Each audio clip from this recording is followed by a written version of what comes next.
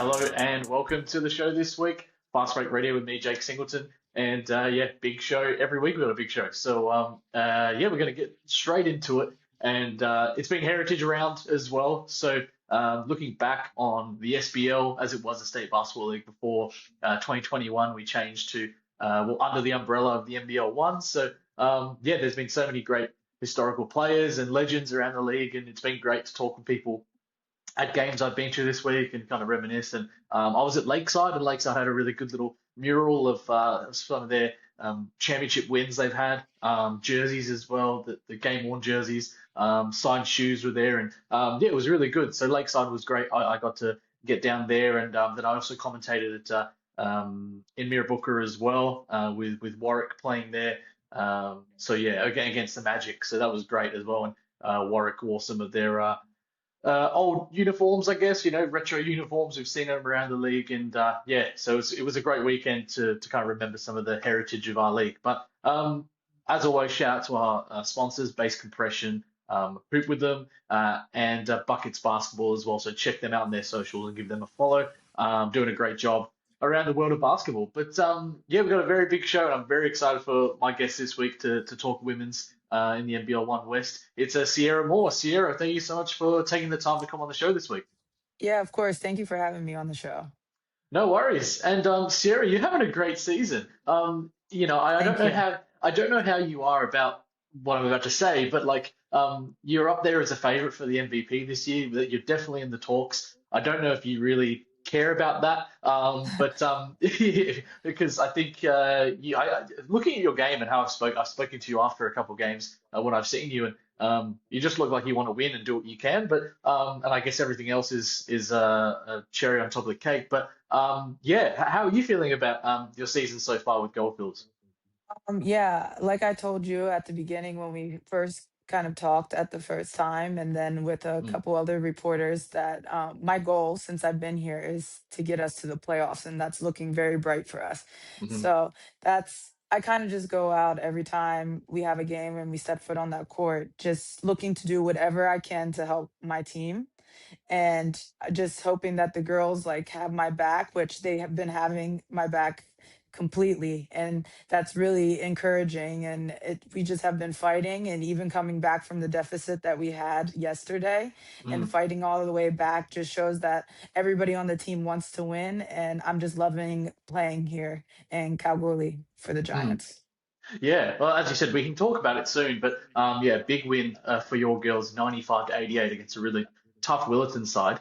And there's so many tough players, so many tough teams in the league. And you've played all around the world, which we can speak about as well. But what do you like about our league? And is it to you, very competitive league?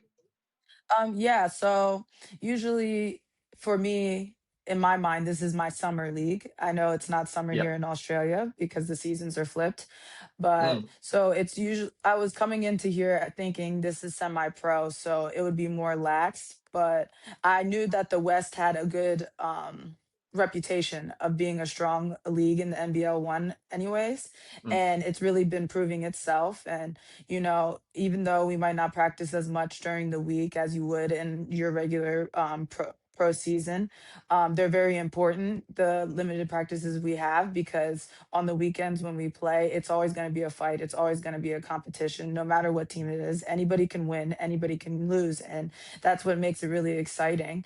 And I've been having a great time. It's kind of sad that it took me so long to come out during my off season and actually get to play and be a part of this. But I'm glad that I finally did it, and I'm glad I got to experience it because the league and in Australia as a whole has been great. mm. Well, you're all the way in Kalgoorlie. I spoke to Danny Pippin a couple of weeks ago. I know he's had Yeah, to go home due to an injury, and a great guy. Shout out to Danny as well. But he's amazing. being an American all the way in Kalgoorlie, in a very small town, a mining town, a lot of history out there, and it's very far away from a lot of civilization, especially here in Perth. What did you think when you first got to Kalgoorlie, all out there? So I've played in a lot of countries, so I kind of learned to not judge something until you actually get there and get and become like immersed in the culture and where you're at Mm, in that country. Also, too, growing up, I came from a really small town, and I played in a couple of small towns, and the fan base and the support all around the town is always so strong. mm, So I didn't really mind, when you hear people like, oh, it's in the middle of nowhere, it's a small town, it's a mining town. It didn't really scare me. I was just really excited to come here and try and help make a difference in this small town, and that's what our women have been doing. So I'm enjoying it. I'm very well kept here. I have a nice place, car, mm, and I know in a lot of teams in the NBL1 for the women, you usually live with a host family. I was mm, privileged enough that me and the other import Delaney, we get to live in our own apartment. So just things like that. It's really nice to have our own space and, be really well taken care of. And I really appreciate that here with the Giants. They do a good job with that. definitely. And yeah, great base, like meaning fans. The community is great, and that's a Yeah. huge thing for I guess newer players. You know, the community you get around you, and you've been a standout for the team this year. So I guess the town loves you, Sierra, which is great. And I try to give them a show.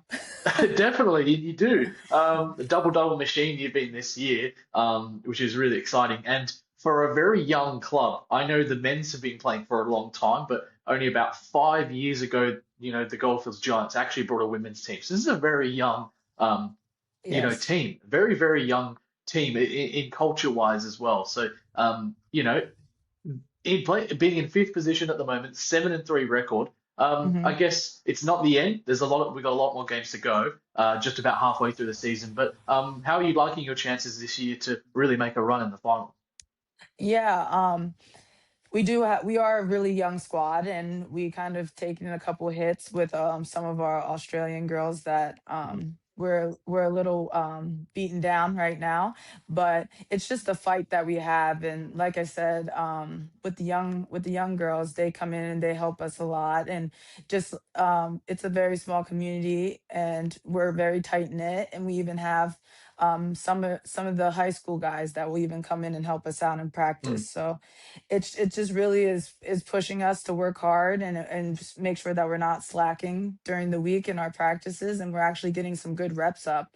I take our chances. Like I said, I already have a strong belief. That doesn't mean we stop working, that we're making the mm, playoffs for sure, and we're making the top eight for sure. I can say that in my mind, and I'm manifesting that. um I'll take us for the long run. I don't know what will happen, but we're just going to fight every single game, and hopefully we can just keep playing into mid August. Yeah, well, you guys have a definite great chance, and especially with a great record as well. And there's a lot of great teams around you in that top five as well that you guys can compete with. And I want to shout out to Jamie Worthington as well. Jamie's doing an amazing job being Yes, appointed yeah. as being appointed head coach, and for the last few years. And yeah, what do you like about playing for Jamie this year? Yeah, playing for Jamie, the thing about her is she knows that she's still learning and she's willing to learn. So we have a good understanding and a good relationship that, in any way, since I've been playing so long, that I can help her and give her ideas, she's open to it. And that's very, and I think intelligent of a coach, and it's Mm, humble in a sense that, like you want to learn and you want to get better as a coach, and you're open to learning anything that you can to make the team better. And she's just very caring. She takes care of us, if we have to take a break, because we are very short in lineup and mm, in subs. She makes sure that we're taken care of, and she she listens to what you need, and she tries to give you what you need, and that's really great, because I've only had two other female coaches in the past. So and that might they kind of left a bad taste in my mouth. So mm. this is really nice and refreshing to finally have a woman coach again, and she's giving it like a nice look, because us women, we have to stick together, and I think that's really great that she's getting this opportunity, and we're already more wins than last year. So she's definitely doing a good job because we're improving every single year. Yeah. Well, shout out to Jamie. First time I got to speak to Jamie, before I interviewed you after the win against Perry Lakes Hawks earlier on the season, and yeah, great person. So I shout out to Jamie. Hopefully she watches the Yeah. show because I know Yeah, she I'll does. let her know. Yeah, she does usually watch the show. Yeah. Yeah, I know. I see her on my social media liking some stuff, and especially when it comes to you, you've been a player of the week a couple of times on the show, and also even with the league. Have you gotten some of your Foot Locker vouchers already, or not yet? Yeah, I've gotten both of them. So I bought the Devin Booker twos, the jean, Hmm. like the denim one. I haven't Yeah. spent the other one yet. I'm trying to wait and see, if there's something that really comes out in Foot Locker, and I'll buy something. But the girls were Yeah. saying if you get another player of the week, hey, make sure you buy us a little treat too. And I said, yeah, yeah, I'll Uh-huh. get you guys. Don't worry. Well, yeah. I guess for you, how does it feel when you're given, those player of the weeks and those, little accolades that come along the way? Yeah, I think it's really rewarding because I always try to work hard. I always try to go 100% when I can Mm, until my body can. And it's just nice to see that I'm being recognized because I feel like a lot of times I kind of got pushed into the background, and that didn't stop me. I mean, you always have to work hard, and I don't think you can ever stop learning. I mean, I'm 32 years old and I'm mm, looking to play, a few more years, depending on how much I improve in my game in the 3-point shot to take a little less stress off my body because it's a lot how I play on my body. So yeah. it's kind of refreshing because you don't really know. I thought my prime was already, but last year playing in Poland, I had a really good season, and now I'm having a really good season too. So you kind of think like, am I going through my prime right now, and I have more Hmm. years to give? So it kind of gives me a positive outlook that, oh, maybe I could play a few more years than I thought I could. So it is very nice and it's very rewarding. Mm, definitely. Well, having a tremendous season as well, and really leading, this Giants team. 26 points a game, 11 rebounds, 3.5 assists a game. So a really good first half of the season, and I know you'll continue that on as we go. I won't go through all the roster, but someone I guess that has been a really big help is Delaney Byrne. Yes. Another import from the US. 20 points a game, 11 rebounds, and especially being so far away from home, how is it to have someone like Delaney, I guess, on the court and then off the court being an American also? Yeah, so like I said, she's a great teammate. I mean, we're shooting partners. We go in on our off days and we get shots up, and uh, she's younger than me, so I try to be a good vet to her as she's Yeah. going through her career as well. And I mean, I let her know that she's needed and I need her uh, and on the court, and to her to keep doing the things because without her we wouldn't be able to win all these games that we have. And just like last yesterday's game, she Mm, really came alive in the second half, and that really helped us a lot. And it's good to have somebody. I mean, it's a little different because here we all are speaking English, so it's yeah. not like you kind of could feel alienated playing in a different country where English is not their first language. But it's Hmm. it's also nice to have a little bit. I mean, we're from different sides of the United States, which the United States is huge, but Hmm.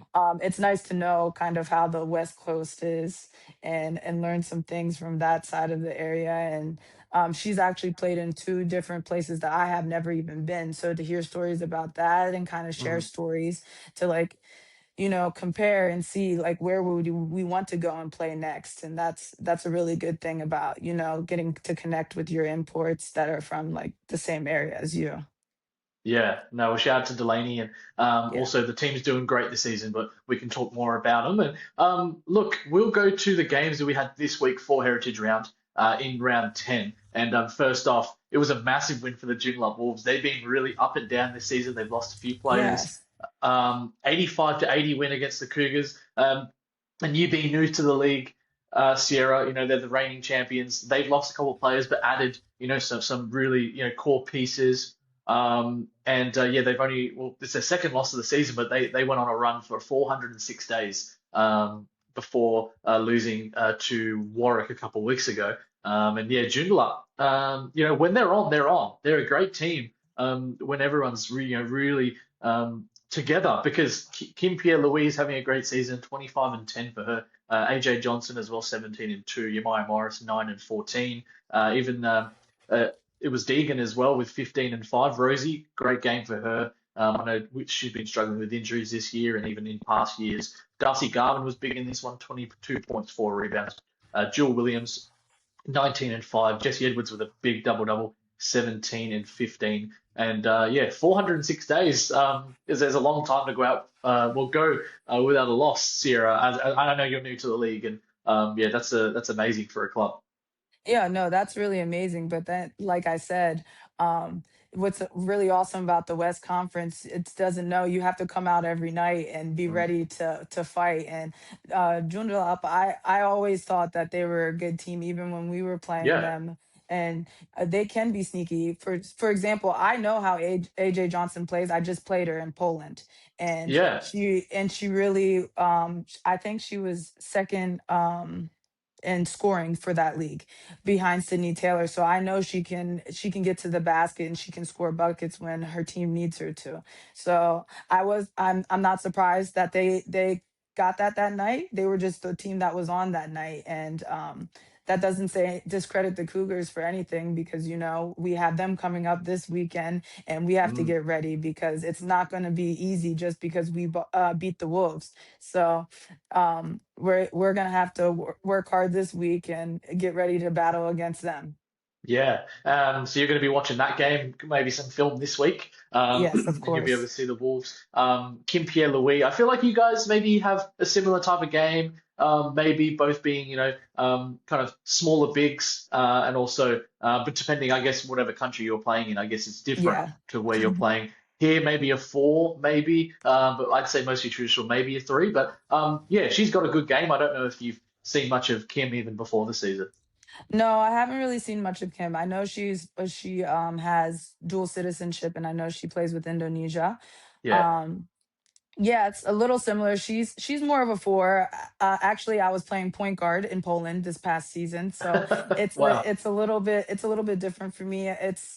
I can play 1 through 4. I preferably, like you said, like to play the three position, Mm. but I've been playing a lot of 4, like because our bench is kind of shortened here. So, Yeah. like I said, I just do whatever is asked of me, and I just try to come out. And it gets a little hard when you get real solid 4s in there, and Hmm. you have to bang around and you have to play defense and offense. So, Hmm. credit to Kim, she made it really hard for me when we played against them. But yeah, she's really strong. She's a really strong player, and that, like I said, the Wolves are good. That you can't sleep on Yeah. them. We have to play against them again. So Mm. they're not going to be the same team that we played the first time. No, they've been improving as well. And yeah, once they put each quarter together, they're a really really good squad. And especially when Kim's going or AJ as well. Yeah, they've got a tremendous team. And then you got Umaya Morris, big player Oh yeah, in the she's a middle. big presence. Yes. Definitely. And then also, I was commentating in this one at Herb Graham Rec Centre. The Warwick Senators getting a 98 to 83 win against the Mandurah Magic. Very competitive game. And Kai Weir was great from the 3-point line, 26 points, a rebound and assists, 6 from 10 from her, 60%. Mackenzie Conchoikard with 18. Chloe Forster with a near triple double, 14 points, 12 assists, and 8 rebounds. A double double for Jada Clark as well. We had her on the show last week, 14 and 12. And then also Greta Camp Schroeder off the bench, who's been a really big in for them late, 16 points. And then Claire Jacobs with 28 points, 4 assists, 2 rebounds, 3 steals. Michaela Pivic as well, a near triple double, just 1 assist away, 21, Yeah. 13, and 9. Sean Hayward coming off of a 32-point game. She had 13 in this one. And then they signed a new import this week, Jordana Reismer. I don't know too much about Jordana, but I know she's come straight from college, and Mhm. she's exciting, a big. And yeah, only her first game. She did have 8 points, 8 rebounds. So there's a lot of promise there in her coming in for Mandra. So that's going to be really good as they lose Erin Antosh due to her injury with her broken nose. So that's a sad Yeah, loss there. And then also on Saturday, it was the East Perth Eagles getting the win against the Perth Redbacks, and Stacey Barr, 32 points, 8 rebounds, 8 assists. And for that reason, I've given her my base compression player of the week. Stacey's a tremendous player, can really put the ball on the floor, get to the hoop, hit some big threes, and yeah, 32, 8, and 8. That's a big weekend for her. So congratulations to her this week. Brooke Malone, 23 and 11. It's also her birthday, so shout out to her. Happy birthday. Six happy steals. birthday. And Sydney Wright, also 13 points. Ari Van Vliet as well, someone who I've coached in my time when I was previously with the East Perth Eagles. I've had a lot to do with Ari, so that's huge for her. 10 points, 8 rebounds. So congratulations to her breaking through and playing a lot of minutes. Paddy Brosnan, as we know, back in the league. She was 1 assist away from a triple-double as well. 21 points, 13 rebounds, 9 assists. Sam Ashby, 19 as well for her. And then Shanae Hartree, 10 points also. And then also the Perry Lakes Hawks 76-66 win against the Suns at Ray Owen Sports Centre. Gabby Brosnan, sorry, 18 and 5. Trista Hull a double double as well. She's been, I think every game she's had a double double since coming into the league. 11 and 12. Alyssa Bowen as well with 10 and 6. And Ella Averill off the bench with 12 points. Perry Lakes, someone who's been great for them in her first 3-4 games, I think it is. Yeah, 3 games. McKenna Marissa, 25 points, 2 assists, 5 rebounds this season. She's playing exceptionally well. 27 and 6 for her in this one. Maddie Yeah, Zugner as a well. fellow Lady Lion. Oh yeah, so She played at the same university. Yes, I mean maybe like 8 years difference, but yeah, from me. But yes, shout out to the Yeah, Lady Lions. Yeah. Mhm. I don't know if you've seen McKenna before, but that's a very big end. She's been playing in the WNBL, and yeah, that's she's really had a good start to her career with the Hawks this year. So Yeah. that's a dangerous end for the Hawks. Yeah. Mm. Yeah. Uh, I've seen her a little bit in some of the college games because I hmm, still watch when I can because my cousin also plays for Maryland, so in the Big Ten, and yeah. I knew she would fit in the overseas play very well. Yeah, and then Maddie Zuckner with 18 and 4, Bridget Redstadt 15 and 14. A great season for Bridget as well. She's been getting double doubles up and down this season. But yeah, as well, I did forget to mention this was some of the big news that we've had in the league this week. The East Perth Eagles have done it again. They signed Amber Land last week, who returns to basketball after her retirement, and then also. They've signed New Zealand national. She's played in the league before with the Mandurah Magic, McKenna Dale. Mm. This is massive with their loss of Jasmine Fijo, her going down back to Adelaide.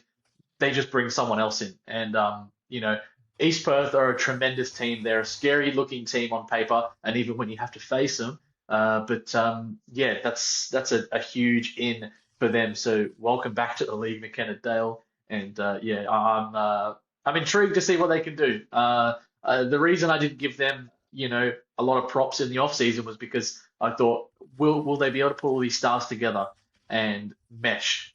And they really actually have. So we'll Yeah. we'll see we'll see how they go throughout the season. But that's huge news. And then Mandra getting a win against the Slammers, 111-68 in Mandra. Sean Hayward, another 32-point game for her, Yeah. 32. Yeah. And then and then Jordana Riesma as well, 24 and 11, a big double double for her. Michaela Pivic, another triple double, 13 points, 11 rebounds, 11 assists. Claire Jacobs with 13 and 7, and Jake Galland, 11 and 5. The Slammers, Marshawn Bostic, 20 points, 7 rebounds, 5 assists. Bri Bailey with 17 points. And then also with 13 points, Melanie Hoyt also. So a very big win for Mandurah. They definitely needed that one. 6 and 5 record. They improved to. And then also I was actually at Lakeside Rec Centre to watch the Lakeside Lightning take on the Rockingham Flames. Very competitive side. Were Lakeside. They were just down by 2 in at the end of the first, and then also I think the thing that killed them was just the 9 points in the third quarter. to Mandra's, sorry, to to Rockingham's 22 points. But every other quarter they were in it. So yeah, unfortunately that third quarter really killed them in that Yeah. one. But Delaney Crawford, very exciting player. She hit some big shots, 24.7 rebounds. She was a big reason why they were in this game for so long. Esmeralda Morales, 20 points, 9 assists, 4 rebounds. Sammy Roscoe as well with 11 and 5 in this one. And then also for Rocco, Sarah Puckett as well, 26 and 8. Tej Morel, 20 and 5. Lasila for now in this one, 15 and 9, and Steph Berberabe as well, adding 14 points. A very tough team as well in Rockingham. And then we'll go to your game, Sierra, on Sunday. And it was yeah, Goldfields coming back from 21 points in a margin, 95 to 88 win against the Willerton Tigers at Willerton Basketball Stadium. And before we go through the stats, how are you girls feeling after coming back by 21 and getting a very good win against against the Tigers? My bad. Yeah, we're feeling really good. I mean, the fact that we can pull back up after being in a deficit like that shows that it's just Mm, all will and grit and passion. And we really bought into it defensively. And the first time that we haven't even practiced the 3-2 zone that we threw out in the second half that really helped us come mm, back, having Lex Pana on the top of the 3-2 with her, she has very long arms, she's very lengthy, she can really um gauge where the ball is going and get really pivotal steals for us in that game. And like I was saying earlier with Delaney, she really stepped up and was really key for us in the second half to really pull that out at the end. So of course, you have Porter. She can shoot the lights out of the ball. It was a little mm. scary sometimes. And then Yeah, Calvert, she's always has a big presence in the post, and she can even pop out and score. So we knew it was going to be a little harder this time because they have some new players like Collier that we haven't played, yeah. and then also Gandini being back. She's a big defensive threat. Um, Mhm. and so we knew we had to come out there. And I'm just happy that we didn't get discouraged. We kept our head up and we kept fighting, and we ended up getting the win in the end.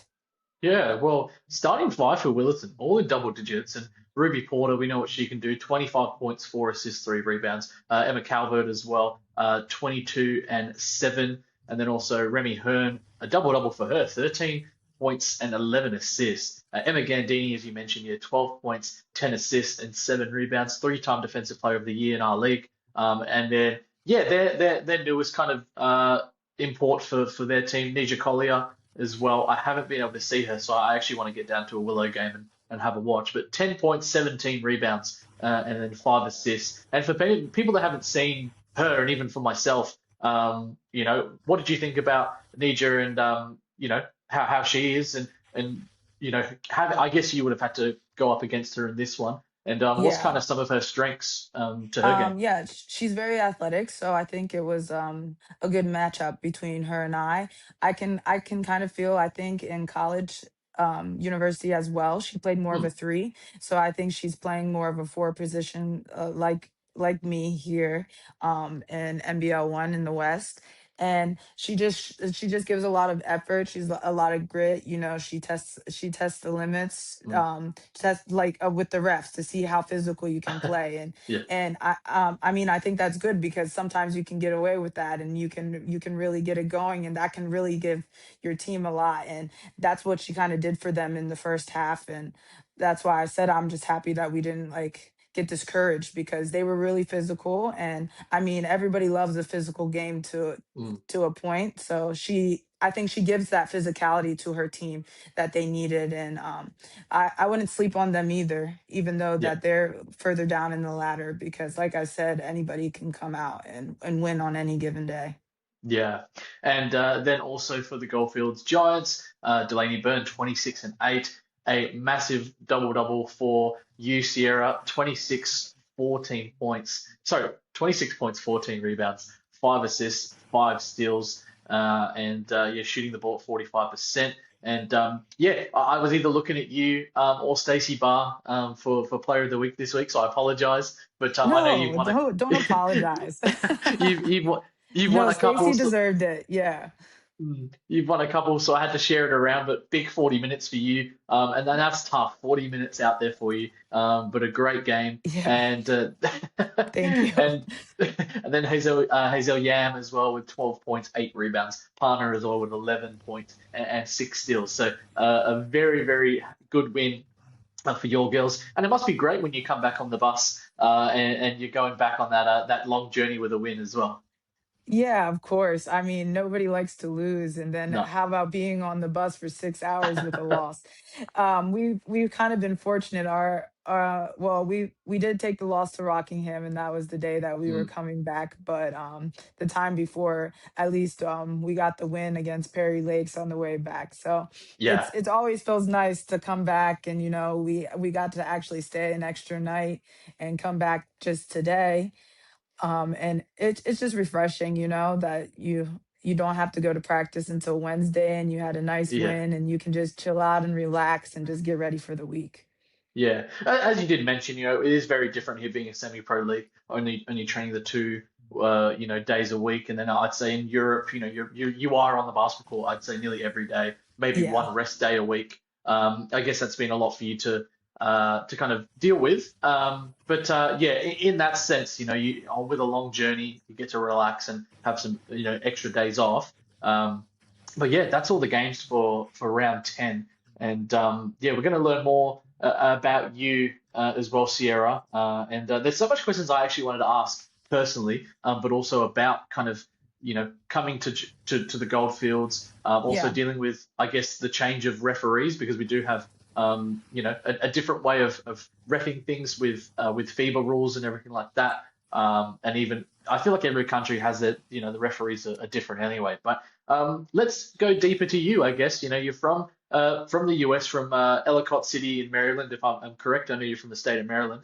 But yeah, Yeah. talk to us of a small town as you mentioned. And yeah, what was Yeah. it like growing up in Maryland? Yeah, so actually, I was born in Maryland. I only lived for 2 years in Maryland.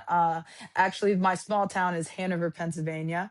My mom Yeah, actually, so my mom actually grew up around Hanover in another small town called hmm Bonneville, which Oh yeah, I don't. If people are into American U.S. history, the closest place to me would be the Gettysburg, which was the Battle get of it. Gettysburg when it was against the North and the South. Yeah. Um, yeah, so like I said, small town. There was only 400 kids in my high school. The only reason why I kind of got out and branched out into other cities and other states was because of travel basketball, which we call AAU. And I Yeah. started playing AAU when I was 8, playing with the 9-year-old girls, um, playing up. And I just fell in love with it. Both of my parents are basketball people. Even my younger brother, he played basketball at the collegiate level. And they didn't ever force me. I got to experience all the different sports before I really chose that I wanted to play basketball. And I've been playing basketball. I started in the YMCA when I was 4 years hmm old, playing co ed for a couple of years before in my school, I could actually play for my school team. Yeah, so I always felt like I was going to want to branch out and travel the world and play, because I feel like there's people that would understand that you just don't feel like you're just meant to be in this small town for the rest of your life. And hmm it was really my goal to try and get out. So when I had the opportunity to play overseas after university, I jumped at it. There was no question about it. I wanted to learn. I think that's really how you grow in your mind, is hmm traveling the world and experiencing different cultures. And I've been really privileged, I would like to say, because a lot of people don't ever get to leave, especially from my town. A lot of people have never even been on a plane. So Yeah. I'm very privileged to be able to experience this, to I would never thought I would be able to experience being in Australia. And I'm just happy I can do that. And actually, my mother is going to get to come in July, and for my Mm. parents to actually experience different countries, because maybe they would have never gone unless I decided to do this. So yeah, it's been really important to me, and basketball has taken me so many places. Yeah, I think that's the amazing thing about basketball, right? This ball can take you all around the globe, Yeah. and that I think that's an amazing thing. And I understand what you're saying because my wife's family's from a very small town in New South Wales, of 6 hours from Sydney, and I feel like there's two types of people that come from these small towns. There's people that want to branch out, they want to leave, and there's people that want to stay there and they will never leave. That's how Yeah. it is. So you're Yeah, and definitely that's one that wanted to fine, get but out. yeah, I was definitely the one that wanted to get out, and that's fine. And I'm Yeah, I'm happy my parents have accepted that. And you have people that are like, "Oh, you don't miss her, you don't want her." And they say, "Yes, of course, but yeah, this is her life.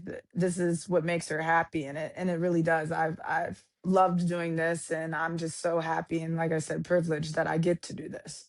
yeah. And yeah, normally another question was how you got into basketball. That's fine. You answered that perfectly. No Yeah, worries. sorry. But no, that's fine. No worries. And also, I guess going into college after high school, was college something on your mind? Did you was it really, I guess I actually, to better kind of understand that, give you that question would be, were you in love with the game of basketball like early on, or did it take a while for you to actually fall in love Yeah, with it? definitely. I was in love with it from the beginning. I love Yeah, the physicality of it. I love the teamwork, and it's not just one person doing, because I also, you guys call it athletics, but we call it in the stage track and field. I yeah, I was offered scholarships for track and field as well, going in high school, going into picking my university. But just basketball always had my heart, and that's really what I wanted to do. And getting to play the sport you love, and it's paying for your schooling, is really great, because that's what you kind of want to do, is like set yourself up that your parents don't have to help you, or some people have mm, to go through in the US, because the university is very expensive in the United yeah, States, and you could be paying off loans for the rest of your life. So the fact that I was privileged enough to get a full scholarship, and my parents didn't have to help me, I didn't have to take out any loans, is great. And um, first of all, academically, that's why when I was picking, that's why I initially picked Duke University. That's where I started hmm at my first year. Of course, the Duke program, the men are very famous yeah, because of Coach K, but also too, the women have always been good. And also Haley Peters, I think she has played in the WNBL as well. mhm, She yeah, was there when I was a freshman at Duke.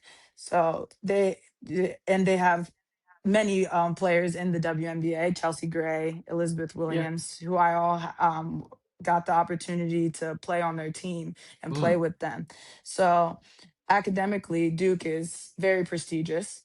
And yeah, my mother being a teacher and an administrator in the school systems, being prompt and ready and always studious was very important to my mother when I was growing up, as well as my father. But my father kind of took on the basketball role more, mm, because he has been in basketball. He played at the collegiate level, and yeah, it kind of just meshed the two. Duke was a good fit. It ended up not being the best fit for me, so I decided to transfer, and I ended up at Penn State University, and it's a very good state university for Pennsylvania.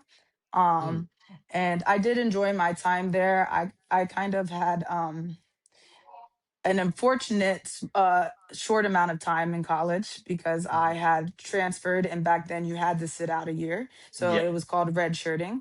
yeah, And I finally got to play a year at Penn State, and then going into my second year of being able to play, I tore my ACL in ah, preseason, so I had to sit out. So actually, I only played 3 years of college basketball. mm, Um, so my time kind of got cut short, but academically and just the university as a whole, I had a very great time. it set me up to be able to play overseas, and I'm really grateful for that. Yeah. Well, look, a great collegiate, or some great colleges you played at. Especially Duke. Jade Williams, who's playing for East Perth, she's played at Duke University as well. And yeah, Penn State, amazing, an NCAA Division One as well, both in Division One. So Yes. yeah, great colleges, and you were also ACC regular season champs in 2013, ACC tournament winner in 2013.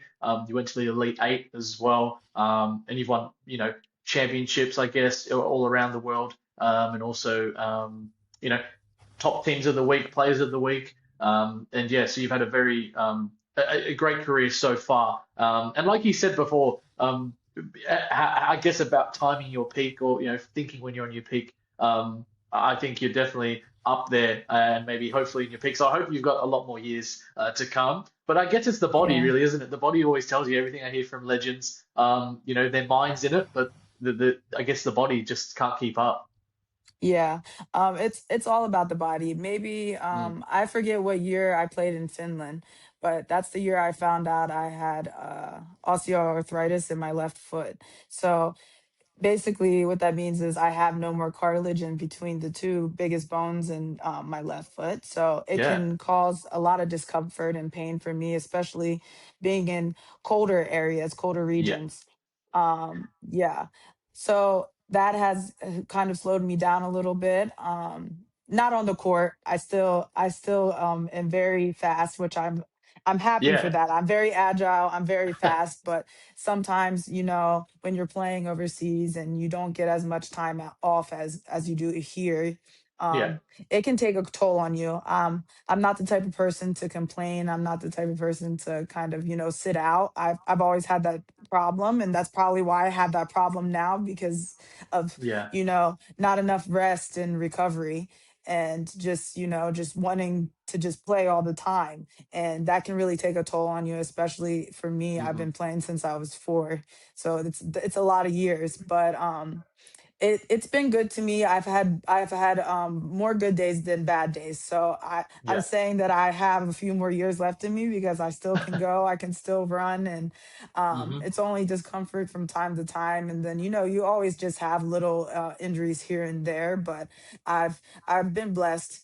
Besides the ACL, which was kind of a freak accident, Yeah. a girl had fallen into my knee. It was a a tear, not because of my Yeah. body. So I've been pretty lucky with injuries, and knock on wood, that continues, and I can play more and Yeah. more. Yeah. Well, I don't know what your plans are. I guess, you're halfway through the season, and I guess you're not thinking too much, but yeah, we'd love to have you for more years in the coming season. So hopefully we'll see how it goes. But that's off the court to deal with. But yeah, Yeah, as well, you've as you said, you've played in so many countries, and it's an amazing opportunity for you to see the world. And yes, you played in Spain, Finland, Greece, Saudi Arabia, Luxembourg, Mexico, Paraguay, Poland, Puerto Rico, Romania, Turkey, here in Australia, and then also college and in the US. yeah. There's so many countries on that list, and I always love to hear the insight of maybe your favorite country. Where has kind of been somewhere you really enjoyed? And maybe we can, because there's so many countries, maybe we can go in two categories. Let's go with off the court, so nothing to do with basketball. Uh huh.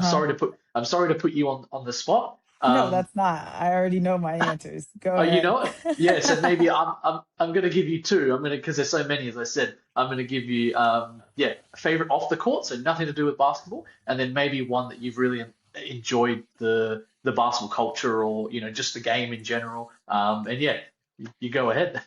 Yeah, so on the court, I would have to say Poland, because Yep. Poland is in regards of top 5 best European leagues to play in, and Yeah. um, the fact that I finally have gotten to that level playing overseas, it was mostly because of the agent choice, but I have only been with my agent for a few years now, so the fact that Yeah. he was able to get me in the right places, that at the right level that I feel like I'm able to play. Mhm. Um, has been good for me in Poland, especially in the post play. They always have good post players, Mm. and also too the Polish players. They're very strong. They're very fundamentally sound. So playing on the court there, and like I said, AJ. People that seen AJ Johnson play, they see Yeah. how she is as a player, and even Mortensen. I have played against her as well, Sarah Mortensen. Yeah. She has played in Poland. So you see the type of players that go there and how the caliber of players. Leah Scott, that's over in the other side of Australia too, as well, and Camille Hobby that plays for the Mount Gambier Pioneers. I have played Mhm. against all of them, so you see the caliber of play. So Mm. for sure on the court, that's the best. Place I've played. More specifically, most recently, and Bosnia, the team that I just played for, my coach, he really believed in me, and he really let me play Mm. how I want to, as a more like LeBron James style, point forward style. That Yeah. Yeah. there was plays tailored to me that I was running the point, and it was really helpful for me because he had a lot of confidence and belief in me, and Mm. I kind of got to play all around, and I guess you can see I'm more of a face driving to the basket kind of player, so Yeah. more comfortable in that sense. And Mm. off the court, I would have to say Greece. I had a great time. I was Greece. in Athens. Wow. Yeah. If we're talking about, I'm right in the city. You have beach, you have the city, and it's all right there. And I made a lot of friends while I was there, and it was just fun, and going to the men's EuroLeague games, and you get to see Yeah. that Wow. atmosphere, and Panathinaikos and Olympiacos. Yeah. Hmm. That's two Yeah. of the best top five teams, to do it for EuroLeague men. So Uh-huh. I had a really great time there, and also too I had a really good season there, and I think it helps. Like you said, I played in a lot of countries, and I think in the countries that I was the happiest, I have played the best, Yeah. because it's kind of hard when you because basketball is mental. So having a good Mm. mental outlook on things can help on the court and off the court as well. So yeah, Mm. but also I have to kind of be biased. I do love Poland as well. My partner, she's from Poland. So Yeah. yeah, shout out to her. So the food in Poland is fantastic. So if Yeah. people haven't been there, um, Krakow is a great city. Yeah, yeah, beautiful. Yeah. There's so many great countries you've been to. I haven't been to all the countries you have, but yeah, I've been to an array of them as well. But yeah, even Turkey, amazing basketball country. They love their basketball. I want to go to Yeah. Turkey because I'm a big fan of cats, and I know there's a Oh lot yeah, of they're all over cats the place. Yes. all over. And we've had a lot of players as well who have played in our league, also go to Turkey and play or even come Yeah. back, from Turkey. So I've seen a lot of the Turkish league as well. And as well, like you mentioned with the EuroLeague men's, I would prefer to go to Europe and watch a EuroLeague game than the NBA. And that's no disrespect to the NBA. That's just how No I disrespect at love, all. It is, no, I agree with you. mm, yeah, I loved the play, the style of play, and also how the atmosphere of how they have drums and they're making lots of noise, they're chanting, kind of like a soccer game. Yeah. And Yeah, you I really can't want to hear. go. There's the noise is incredible, especially Yeah, in Panathinaikos yeah. stadium. Yeah, you can't even hear yourself think. It's a really an experience. I feel like everybody should experience a EuroLeague game. Yeah, yeah. So that's definitely on my bucket list to go there. Or even I've traveled to Italy a few times. I've always wanted to go to a game there in Italy as well. So, but hopefully one day we'll see. Yeah. We'll see. But yeah, amazing career you've had, Sierra, and I love just hearing your Thank you. story. And that's the reason for my show, really, is to also show the person behind the basketball player, and yeah, as well for people that don't know much about you to learn about you. And you're here in Australia, you're here playing and entertaining the league because I know I've only watched you a couple of times, but I'm excited to hopefully see you. And I'm excited. Hopefully, I'm sorting something out to get to travel with the team and come up to the Goldfields and do some stuff for the podcast. And yeah, so Yeah, hopefully that would be that'll awesome. yeah, so definitely we can link up then. But Sierra, again, thank you for telling us your story. And Of I know course. you've got lots more to I guess lots more of your career to play. So and as well, we're only halfway through the season, so we get to see you more. But round 11 coming up this weekend in the NBL1 West. And very exciting. Every week we've got some amazing games. So we're going to go through them. And Sierra, if you want to give your tip, you're welcome to. If you don't, that is completely fine as well. Okay. I've got Um, 50-50 this season. I got the guests. Some do, some don't want to give their tips. Some do. So yeah. yeah, just whatever you're comfortable with. Okay. But first, first off, at 6:20 p.m. Belmont Oasis and Leisure Centre on Friday, June 5th, the Perth Redbacks and the Southwest Slammers. Um, Perth Redbacks, it's been tough this year without Annalie Maley, as she's had been signed, then released, signed, then released, signed again, and hopefully finding her footing. I don't think we'll be seeing her. But they've still got Sam Ashby, who's been playing great, Shanae Hartree also, and they've got some really good pieces. And the Slammers have been a very tough team this year, even though 3-7, they are well, yeah, I'm on the women's ladder. Yeah, they're in ninth position. Perth in bottom position, 2-8 record. Um, I think the Slammers can get this done. It's a tough journey on a Friday afternoon for the Slammers to come up to Perth. But yeah, I think I'm going to go for the Slammers in this one, Sierra. I don't know. You seem like you do your homework. I've been talking to even last week. I spoke to Sharif Black. He does a lot of homework and knows, and Yeah. even Mount Gambier Pioneers over east, and yeah. So you must do Yeah. your homework. Yeah, I'm a big basketball junkie, but I think I'm gonna go opposite from you. I Wow. think I'm Yeah. gonna go with the Redbacks because I think if Ashby gets hot, I think she's a little unstoppable, and just like Hartree too. She Yeah. really killed us in the first game we played against them. They made it hard, so I think if those two are on, I think they're gonna get it. Yeah, and then as well, my bad. They have added Patty Brosman as well, who's played around the world. She's represented Germany, and she's been here. I think this is her third season. Yeah, third, fourth season with us. Yeah, So she knows the league as well. And then Sophie Doran, who's a great defender as well. Have her. So yeah, that could be a very good chance for them. This is going to be a really good matchup. And then also on Friday night as well at Arena Joondalup, it's the battle for Joondalup Wolves and the Warwick Senators. And they're two teams that are only about 10 minutes away from each other. And so this is going to be a huge game at Joondalup. Wow. If I guess if Joondalup come up, show up like they did against Coburn, they can definitely get this win. This is the only two teams that have beat the Coburn Cougars. So this is going to be really good. Um, so tough. I'm going to go with the Senators. I don't know why, but I'm just something's just telling me Senators. But it's so super hard to play at Arena Joondalup when their crowd is going. So yeah, this is going to be a tough contest, and hopefully I can get down to this one. But yeah, I'm going to go for Warwick in this one, Sierra. yeah. I agree with you. I think it's gonna be the Senators. I hope they make it really hard for them and it'll be a really good game. But yeah, Mhm. I'm gonna go with the Senators Yeah. for this weekend. Yeah.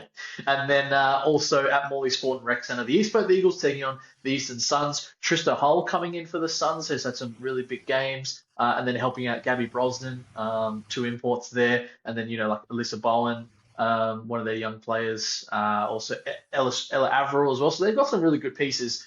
But I don't know if McKenna Dale will be here. There's a good chance she will, as the East Perth Eagles sitting in second position. I can't go against East Perth this week Yeah, for that one. they're stacking. Yeah, they're stacking up. They're trying to get a Mm, championship. So I know yeah, they're going to be really tough when we have to play them, and they're tough for anybody else that has to play them in the league. So I think they're going to get it too. Yeah. yeah. And then the Southwest Slammers taking on the Perry Lakes Hawks. A tough doubleheader for the Slammers, so they'll be staying overnight. I would say. Oh no, sorry, this is actually at Eaton Rec Centre. My bad. Sorry, at their home. Um, yeah, two teams that really need to get some wins behind them. As I said, Slammers have got some really good pieces this year. But Perry Lakes as well, signing their McKenna as well. That's the only reason I'm actually maybe going to go towards the Hawks because of what she's been able to do since playing her first three games here. So I'm going to go for the Hawks in this one.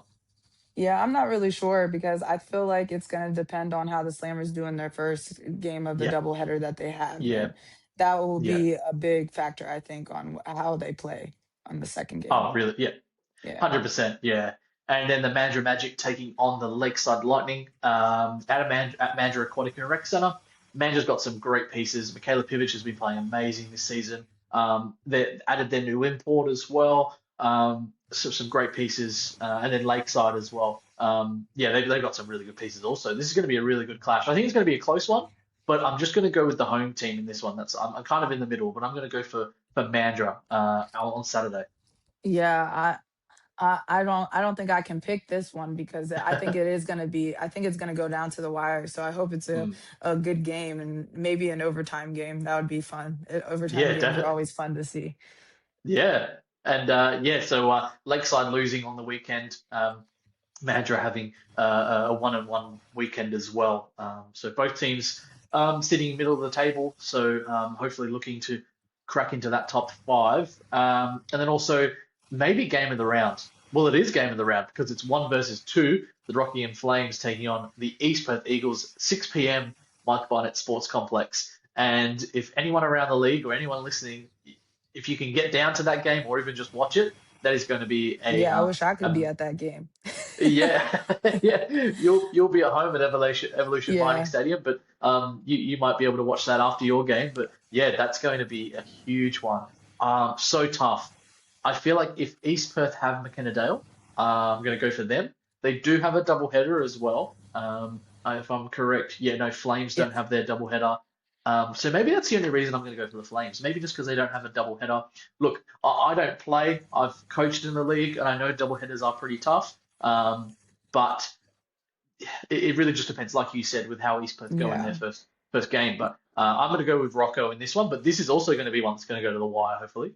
Yeah, I think it will go to the wire, and also too, you would think that the Flames would be a little bit weaker without Amy sometimes, but I Correct. Yeah. think Sarah Puckett, she steps up every time that Amy's gone, so Yeah. it doesn't make them any weaker. Um, so I think it's going to go down to the wire too. Maybe East Perth, if they don't have Dale yet, it might be a little hard for them doing a double header, but Mm. yeah, it's hard for me to pick for that one as well. Yeah, correct. Yeah, you did remind me. Amy Atwell's also playing 3-on-3 basketball for Australia, so that's a huge loss as well. But this is going to be really big, and I guess they're going to fight for top position, really, depending on, I guess, Yeah. percentage as well. But yeah, we'll see how that goes this week. And then we've got your girls going up against the Coburn Cougars. Cougars in third position, you guys in fifth position. So this is going to be a really good matchup. You girls have got to go ahead against, Darcy Garvin, who's an opal, who's played for Australia before, played all around the world. Kira Walker as well has come into this team. She's looking great. Jewel Williams, one of the best point guards we have in our league. Yeah, and yeah, they're an amazing team. But what have you girls got to do to get this win and keep climbing the ladder? And that's going to be a really, really good matchup and at home also for you girls. Yeah, so like I said, everybody's good in this league. So it Mm, doesn't matter if they're one or two or 10 or 11. We have to come out and we have to fight because we're the ones that are short on the bench, you know. yeah, We just have to play with grit and fight, and it will be really hard if we get in a deficit at the beginning with them to come back because like you said, they have really key pieces. They have a really good team. Sierra Walker, I played against her when I played in Finland, so I'm yep, familiar with her game. Um, so it will be really tough, but hopefully our fans come out and they support us. And well, of course, I'm gonna go with us because I'm always behind my yeah. team, and I think we are able to do whatever we put our minds to. So I Mm. hope we're ready. We're at home. We've been doing really well at home, so we just have to come out and show the fans and show the league what we got. Yeah. Well, I feel like if you and Delaney give, what you're averaging or even a little bit more, that you two are a very hard duo to stop. So I Yeah. think this is going to be a really good challenge for the Cougars as well. And then also Partner as well, at the guard position, who's great. There's some really good pieces for your side. So I think you guys can get it done, and especially Coburn coming off of the loss, but they're going to really want to to get this win. But as well, we normally here in Perth put the travel into it as well. A long journey. Yeah. Yeah, it is a long journey. I'm glad everybody gets to experience it because we Yeah, experience it every third week of the month. So I know the travel is a little bit on our side. yeah, They have to come in, do extra warm up compared to us that we're at home. And then like I said, our fans, when we have a lot of people in the stands, it really helps us. So hopefully our fans come out. We'll be ready to go, like you said, as long as Delaney doing her part, I do my part, and then we just do what we did on defense in the second half of our last game against the Tigers. Will be good. We yeah, Rachel Pettit, yeah, Alexis Pana, Hazel Yam.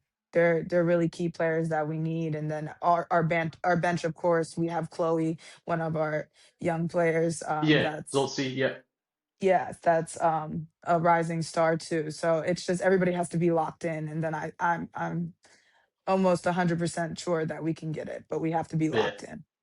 Definitely. And you mentioned the fans and the community in the Giants, in Kalgoorlie. What do you love about them? And I guess they've been very inviting to you. They're always inviting to new people, new imports for their town. But I guess, shout out Yeah. to the fans and what do you like about playing in front of them?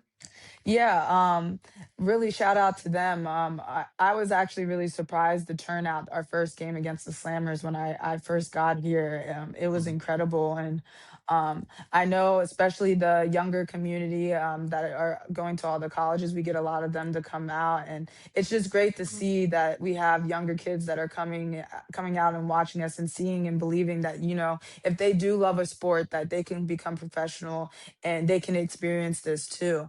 So Mhm. really shout out to the fans. I love giving them a show. They love it and they support me there. And yeah, I just love being here and I love being in Kalgoorlie. It's Mm. been a great time. Yeah. Yeah. Shout out to the community in Kalgoorlie as well. And as I said, I'm hoping to get up and see the new stadium. I was there the year in 2024, so the year they were well, I guess nearly finishing everything. So I haven't seen the new stadium as well and Yeah, the it's new beautiful. courts. It's a really nice stadium. It's a really nice court.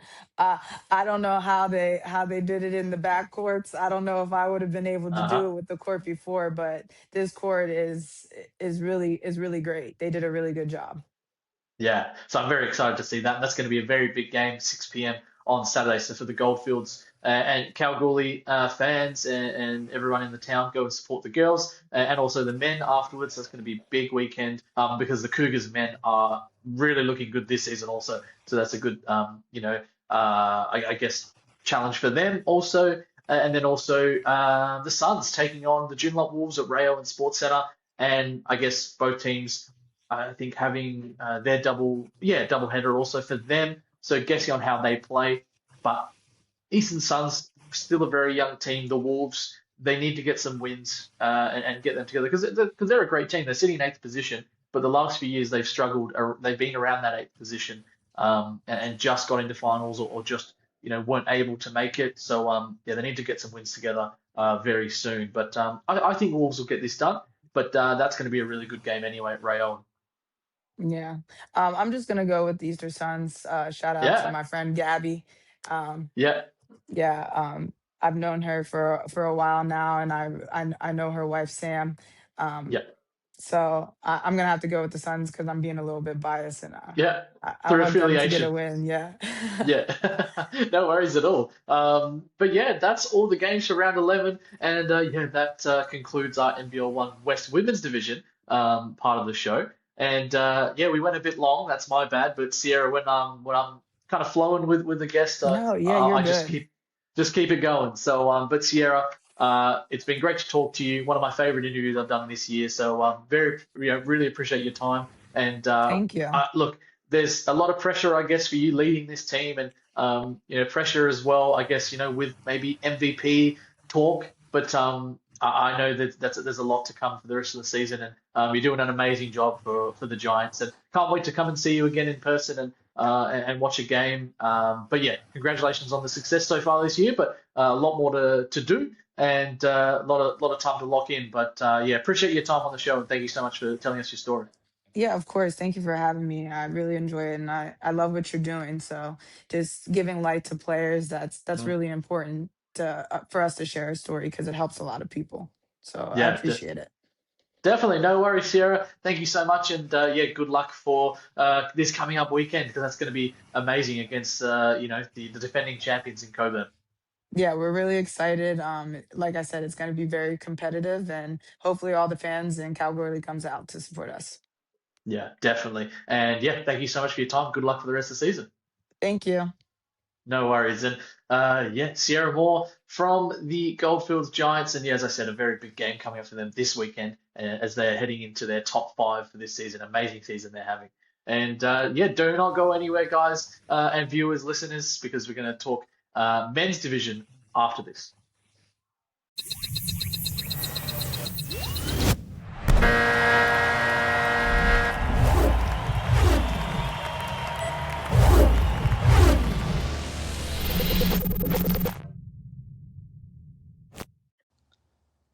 Right now, we're in the men's division of the NBL1 West, and joining me for Heritage Round, and yeah, he's the SBL/NBL1 West all-time game holder of a record breaking that we had this season, over 550 games now, maybe 560, I'd say close to. But joining me, a legend of the league, a legend of the Joondalup Wolves, and now with the Eastern Suns, it's Seb Salinas. Seba, thank you so much for your time. I appreciate it, man. Cheers, Jake. I know it's Heritage Round when I'll get a call up for an interview, mate. Appreciate it. I apologise, Sabra. I was thinking, who's the best to talk to about Heritage? I've spoken to Liam Hunt already, Nice. yeah, I know Liam's been around the league, yeah, it was either you or Matt Wandenberg. Both of you guys are over that 550 mark. Yeah, man. And yeah, but I appreciate your time, and yeah, it's always great to have you on the show, and yeah. Eastern Suns boys are having a great season to start it off this year. And quickly before we get into all the games that we've had this week, I guess how are you guys feeling this season? Yeah, we had a really good start. Probably one of the best starts the club's ever had in its history with 4 in a row. And yeah, we're sort of humming early. And then after that month stretch, hit a few injuries and come up against some really tough teams and sort of had to go back to the drawing board and go back to basics in regards to what Suns basketball is. And yeah, with a few guys coming back and a big win on the weekend, we're sort of back on track in how we're going. So yeah, still a long way to go. I think we're about halfway through, but yeah, it's been a pretty really positive start, and hopefully we continue that trend. Well, yeah, great season, and as you mentioned, yeah, I'd say one of the best starts, or even if the best, because I think it was 7-0, if I'm correct. You guys started, or 6-0. It was around six that. or seven a row. Yeah. But yeah, no, like I said, we the schedule was friendly to us, if you want to say that, in regards to who we played. But you still got to win those games, and yeah, I think we went took a big hit against Willerton, but then went up to Rocco not too long after and had a big win up there. So yeah, we're like I said, we're not playing our best yet, but we're slowly getting there. And yeah, like I said, with a few guys coming back from injury and whatnot, we should be hopefully humming for finals potentially. Yeah, oh, definitely. And it has been hard. Like Joe's been out, Joe Cook Green's been out quite a bit. Your import Jordan Simpson as well, in and out here and there. I think he said off air he's been off for about 4 weeks, which seems correct. He has missed a few games. Travis Fee came in late as well. He had a great year last year. And there's also been some really good stories, I feel like, this year. We all know about Marley Sam, and I've spoken a lot about Marley. But I feel like someone who's really impressed and someone who's come from East Perth, rarely got any minutes, and has been doing really well this year with you guys is Jesse Pollock. And yeah, he's really brought a lot to the team so far, especially this season. He had some big games as well this year. Yeah, Jesse's a flamethrower, mate. He had unreal preseason in regards to his output and the work he's put in, and I don't think he missed a three-pointer all preseason, and he's earned his spot on this squad.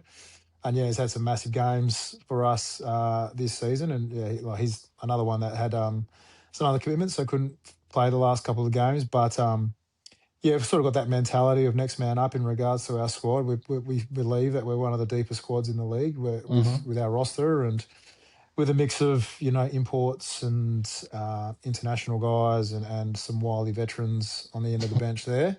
Yeah, it's good. It's a good mix of success, hopefully, and yeah, trending in the right direction. We should do well.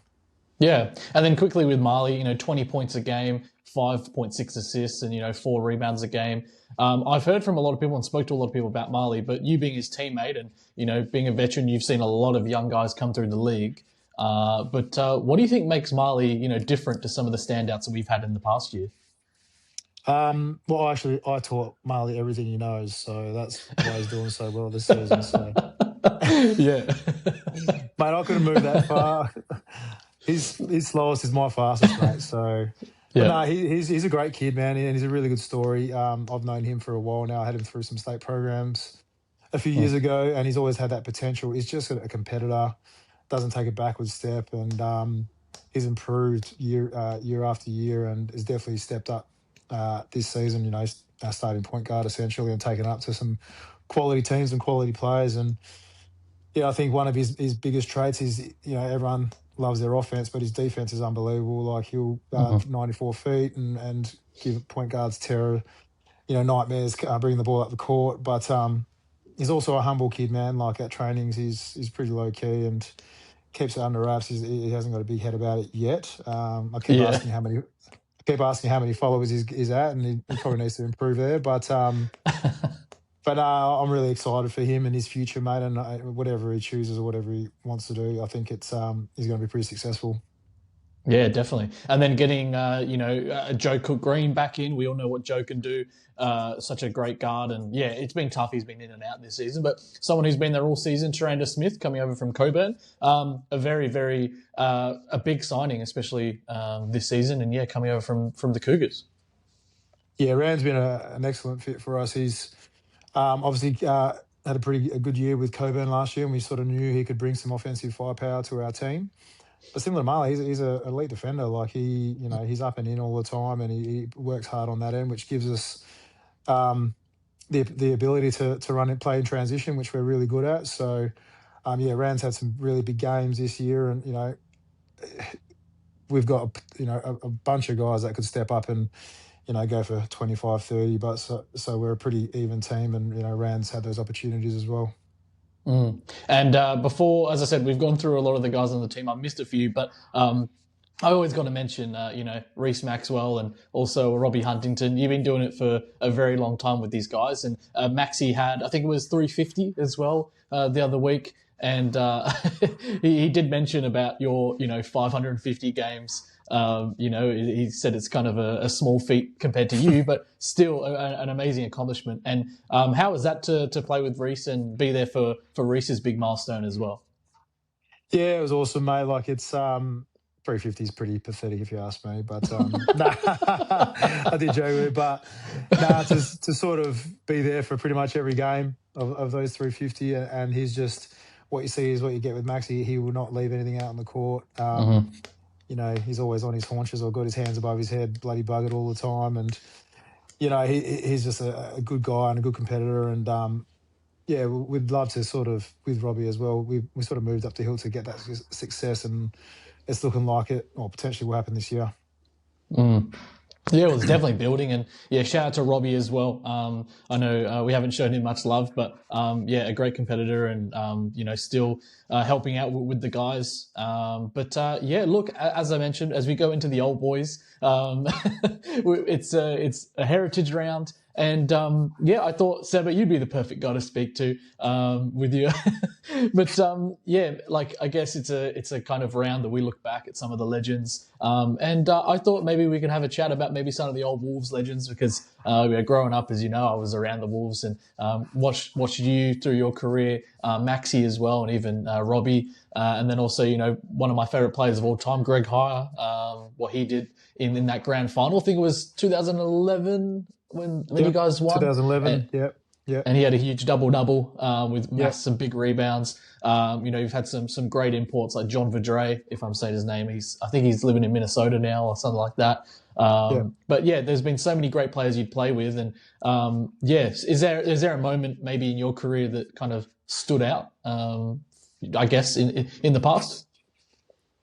Oh, yeah, look, I don't know. Not a specific moment. Obviously, if you want to nail it down to the two championships, yeah, really, really cool and special. But I think overall, mate, it's just the friendships and the relationships I've built over the years. Like you say, you mentioned so many names there that I still call mates to this day. And, even starting back when I first started back at the old Sterling Senators with that crew and, learning from some really good players and veterans, learning the craft there. So, yeah, specifically moment-wise, yeah, obviously the championships are awesome, but yeah, one thing I'll definitely take away when I retire in 2035 is the friendships and friendships and relationships and the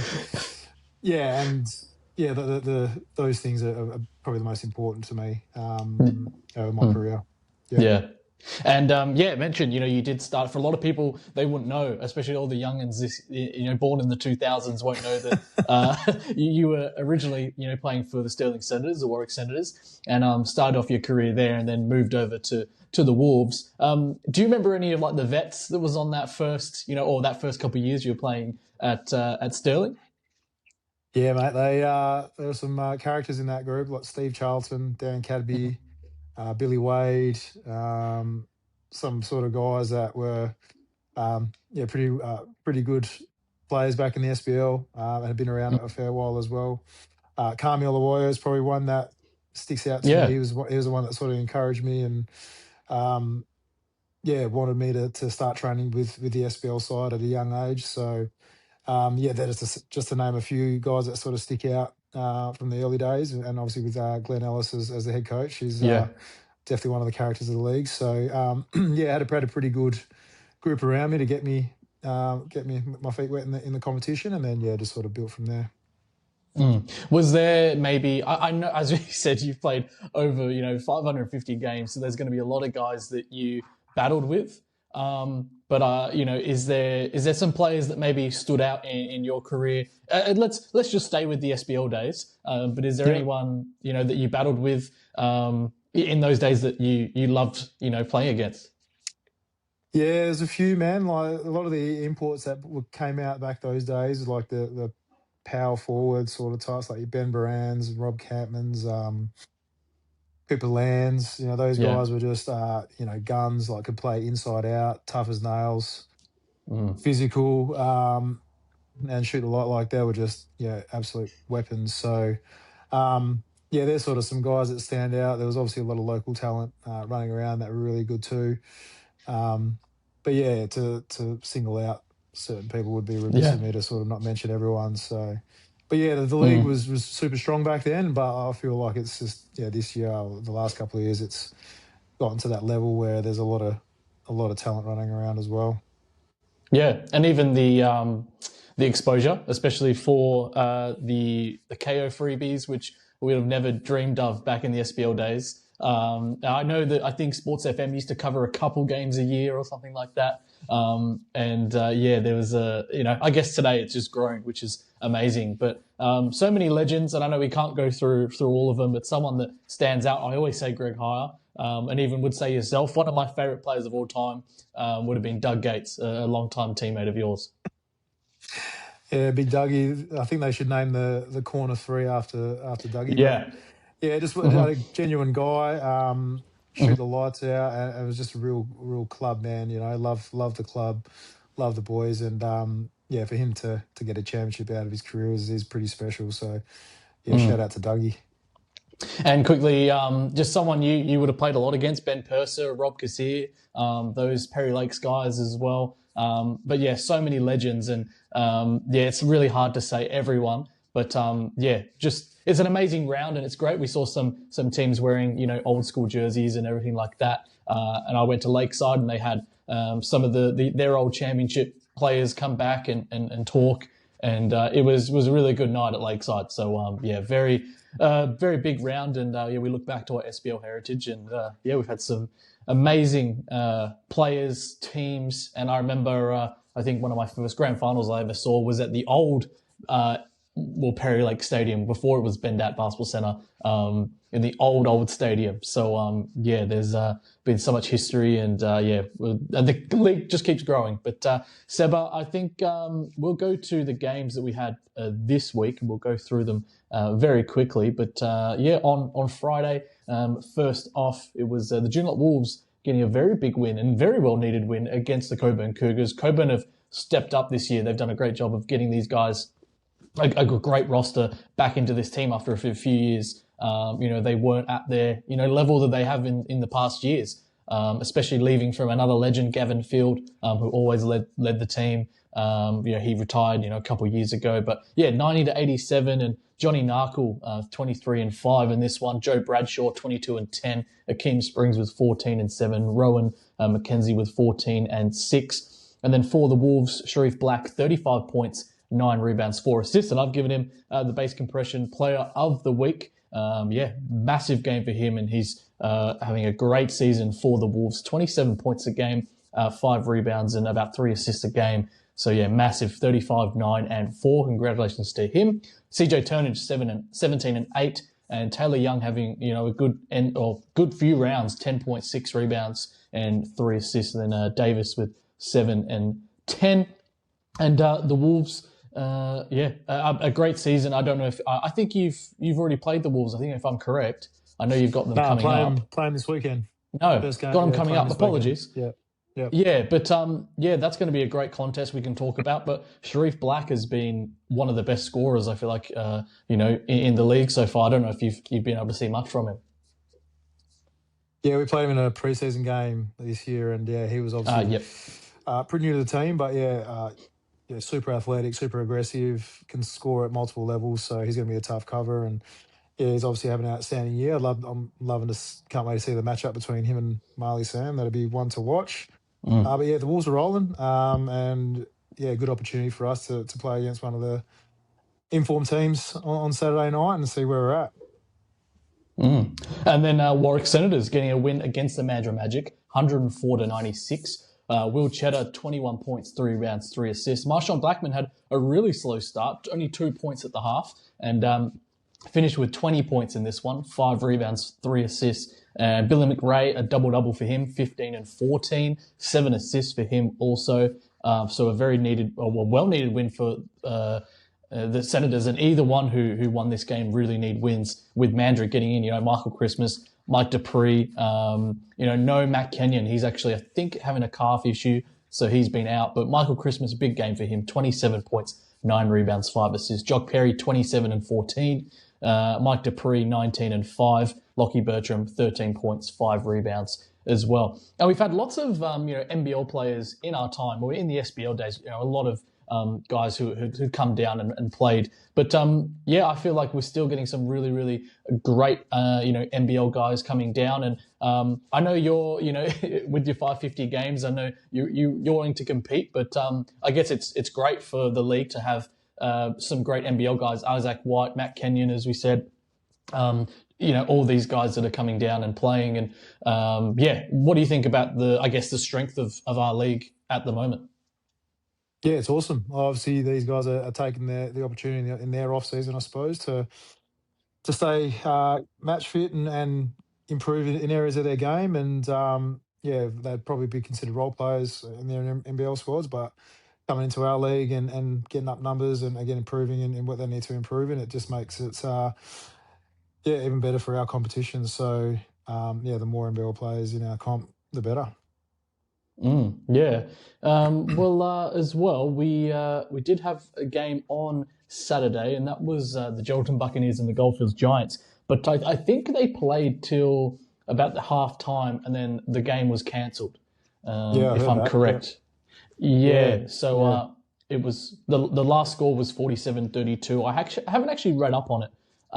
If that is going to be it, if they're going to go for that, or if they're going to reschedule. So. Believe they are. I don't know. I'm not too sure, but that's a long way to go to have a game cancelled at half time. The poor buggers. So we'll wait and see if that game gets rescheduled or not.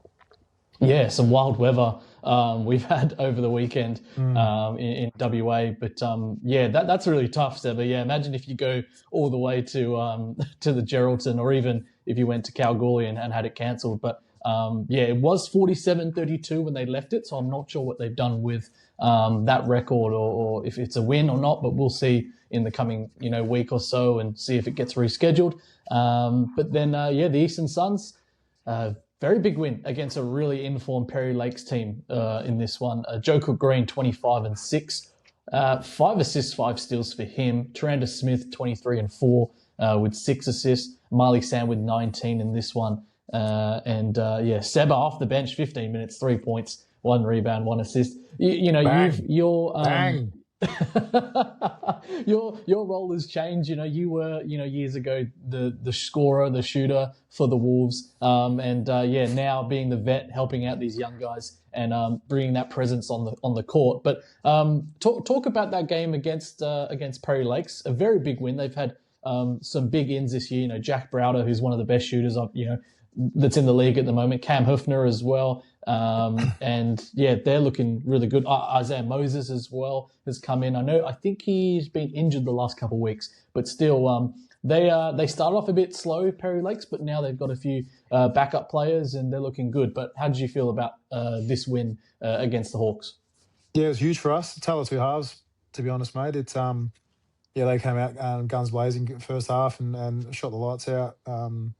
What's the import's name? Broder. He's tough as nails. Yeah, Like, yeah, he can score from the perimeter, gets to the basket, super athletic, and Hoofner can shoot the lights out. And they got some good young talent coming through too. So yeah, they gave us a big run for the first half, and we copped a bit of a spray at half time, which was well deserved. And yeah, boys came out, and it was the defensive end that really sort of got us back on track in regards to focusing on the scout, locking on the principles that we needed to, and the old bit of a 2-3 zone thrown in there didn't hurt as well, which I was pretty happy about. So yeah, the defensive end really helped us sort of get back on track, and we could sort of play in our transition. And yeah, once the ball flows and guys are making shots down our end as well, we're pretty tough to beat. So yeah, huge win for us. I think it was a pretty big deficit at some stage in the third or fourth quarter, and to come back was massive. So yeah, definitely a huge win for us on Saturday. Yeah, especially against that Hawks team. Yeah, unlucky for them. But you guys will take that one. And Seba, I wanted to ask, because I feel like I've watched a couple of games for you as well. And even though the 15 minutes in this one playing some good minutes, how does the body feel after a game? And you can still really keep up with these young guys, which I'm surprised about. You're being very generous there, Joe. I don't think keeping up's the right word, but no, body's it holds up, man. Like some nights I'm playing, 15 minutes. We had played up in Cal 2 weeks ago. We didn't have half a team, and so I played 30. But yeah, definitely pulling up a bit sore. It's getting a bit harder as the age gets a lot higher. But yeah, I feel like I'm in pretty good shape this year in regards to keeping up on court. And like you said before, mate, my role has definitely changed over the last couple of years, and it's just we've got a heap of weapons offensively, so it's just about making sure that we're all level-headed on the court and not making doing the right thing, and just bringing that sort of experience and presence when I'm out there. I know I've had you on the show a couple of times, Seb, but I can't remember if I have asked you about the departure from the Wolves. Being there for so long, was it really, I guess, hard to kind of leave and then again, being weird to put on the orange when for over 10 years you were playing for the Wolves? I guess that must be a weird feeling. Yeah, look, mate, that wasn't the plan, obviously. When the sort of, how do I say it, personnel management changes and decisions are made from that end, and there's sort of no control over that. And yeah, it is what it is. It's clubs can do what they want and how they want to do it. So I suppose I was as fortunate that a very good friend of mine in Ben Ettridge had the coaching position at Eastern Suns, and after a few coffees and a couple of meetings, we were pretty happy to make that commitment, even though it's a bit of a drive for us. But yeah, we sort of saw the potential that he was sort of implementing up there, and I've loved it up there ever since. Like, the club are awesome people. They're super accommodating, and I feel like they're getting to that sort of professional point of view in how they're operating. So yeah, no, the choice to move up the hill wasn't one that I envisaged, but definitely glad I made it. Yeah, well, definitely your presence with the other guys have made a difference. And yeah, Suns very happy with their men's division. And I know the women's still working towards having a really strong team, but they've got some really good pieces as well. But yeah, your boys are looking great. And yeah, tough games this weekend, which we can talk about. But yeah, Jack Browder in this one against the Suns, against you guys, 26 points, 15 rebounds, 7 assists. Cam Hufner, 23 and 8. And then Grubauer with 13 points and 4 rebounds. And yeah, I guess in that game, it really was only Cam and Jack Browder that really had a big game and keeping the other guys quiet. And yeah, it's a really, really, really good win, especially for you guys. And then the East Perth Eagles getting a 83 win against the Perth Redbacks. David Aquera, 24 and 9 in this one. Lat Mayen with 24 points, 7 rebounds, 6 assists. Deshaun Parsons, 21 points, 11 rebounds. And then also Kai Kabugwa off the bench, their young guy, 10 points in 24 minutes. So that's some big minutes for Kai. As I said last week, losing Max Rice, he's gone over back to the States. And Deshaun Parsons coming in for them, nearly playing 40 minutes in this one. You would have seen, Deshaun in the last few years playing for the Goldfields Giants, and that's a massive signing for the Eagles, who have a very, very strong team. Yeah, big pickup for them. Super versatile forward and great defender and can, a tough guard on that on the defensive end. So. Yeah, they've got a heap of, a lot of teams in the top 8, man. They've got a heap of weapons that they can go to. So he's just another sort of tool that they can use if only the other guys aren't firing. So yeah, it will be a big task for us this Friday night, trying to contain all their players. Yeah, and then for the Redbacks, Sean Conway, 31.6 rebounds. Isaac Eder with 22 points, 2 rebounds, 4 assists. And then Lachlan Phillips as well, 16 and 6. And Seba, we got you back. No worries about that. Sorry, mate. That's technology, man. Seba. I'm too old. Yeah. All good. No worries, Seba. And then we've got the Magic getting a win against the Slammers, 98-89. Jock Perry, 27 and 9. He's having a very good season. Mike Dupree, 24 and 2. Lockie Bertram with 15 points, 10 rebounds, 6 assists. Michael Christmas with 14 points. And the Slammers, it was Gerbowet with 27 points, 8 rebounds. Good game for him. Pharrell Keats, 16 points, 8 assists. Devin Craig with 14 points, 7 rebounds. And then Martinez as well, 14 points in that one. Tough loss for the Slammers, with only having 1 win this year so far. And then the Rockingham Flames at Lakeside Rec Centre getting a 110-85 win. Very big win for the Lakeside Lightning. As I said, I was at this one. And Emma Rugby, 25 points, 15 rebounds, 2 assists. A very good game for him. But he was the only one actually in double digits in this game. And, Isaiah Lewis only with the 5 points. And Josh Davey, 5.7 rebounds. I guess they just need some of their guys to at least help him out there. Corey Sherwood with 7 as well. So, yeah, that's a tough game for the Lakeside Lightning. But I guess you need more from you guys when you're going up against the Rockingham Flames. Michael Harris, 26 points, 5 rebounds. Isaac White, 25 points, 9 rebounds, 8 assists. Emmett Nahl with 14 points, 6 rebounds, 9 assists. And then Blake Jones with 13 as well. LaQuinton Ross coming in with this side, 8 points for him. And Ryan Godfrey as well, 8 points also. And then also on Sunday, we had a couple games. Willerton Tigers and the Goldfields Giants. Tigers getting that one 98-87.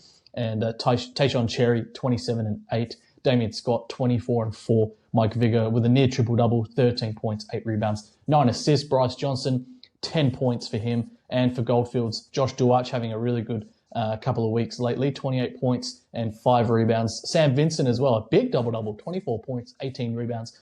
Michael Jock as well, 18 points in this one. And then, Geraldton finally getting to play. They were at home at Active Voice Stadium, 108-88 win against the Senators. Josh Keys leading the way, 21 points, 4 rebounds. Liam Hunt, 17 points, 4 rebounds, 5 assists. Cooper Creek, 14 and 11. Devondrick Walker, 11 points. Verl Williams with 10 points as well. Brendan Redhead as well, 10 points. And then Matthew Norman as well with 19 points. That's 7 of the, 13 players scoring double digits. They're such a tough team. They've lost some really key players this year, Seb, the defending champions. But then they get back Devondrick Walker. Cooper Creek comes in from Warwick. He's been in the UK. Josh Keys signed back. Even Matt Wandenberg, who's part of the he's just part of the furniture there, I guess, in the stadium. I'd say he would live there, how long he's been with the team. And then also Liam Hunt. But yeah, they're such a strong team. And yeah, 7 guys in double digits in this one for Gero. Yeah, to be honest, man, you could fit anyone in that squad. I think it's a testament to Dale and the work he's done over the years with the system and the structures he's put in place. And like you say, with Liam and Moot and some veteran guys sort of leading the way in making sure that's run well. Again, you could add any quality guys into that team, but if it's the likes of Devondrick Walker and Cooper Creek, they're pretty high level guys. So with that road trip every second week out there and that home court advantage, they're definitely going to be a really tough proposition this year for a lot of teams. So, and yeah, ones to keep an eye on, I suppose, as the year goes on. And as well, shout out to Matt Wandenberg. He's also, I think if I'm correct, it was that 550 as well, which you broke also. Is it just a race between you two at the moment? I guess it's who's gonna retire first. But you've had a bit of a Mexican standoff with Matt and I at the moment. But I think it's whose body who can withstand the most, to be honest. But credit to him, man. He's had some pretty big injuries in his career, or from what I remember, and just one of those guys that he's an absolute he's a workhorse, and he just bleeds blue and yellow, I suppose, that the big fella, and he's obviously got a heap of success with a couple of championships with them this over the last couple of decades, and it's been I suppose a privilege to go up against him every year, and we've sort of become mates off the court as well, even though we only see each other a couple of times or once or twice a year. So massive respect to Matt and what he's done, and not too much luck, but good luck for the rest of the season, I suppose, in all that too. Definitely, and great guy. Hopefully, you guys will be able to catch up when you take them on. And Will Cheddar in this one, 33 points, 4 rebounds, 2 assists. And did you ever think we'd have a national champion who just coming off of a Michigan NCAA championship that we'd have someone of his caliber in the league? Yeah, pretty cool.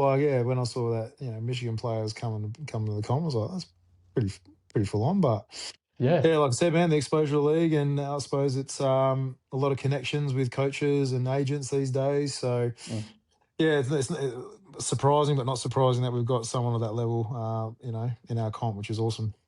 And Tyler Shand as well, 14 points, 6 rebounds, 5 assists. Marshawn Blackman, just the 13 points, 2 rebounds for him. Then also it was Marcus Inu as well with 10 points, 5 rebounds. Billy McRae, no points in this one, only played the 14 minutes. Don't know if there was an issue there, but hopefully he's all good, because Senators have really struggled with injuries this year.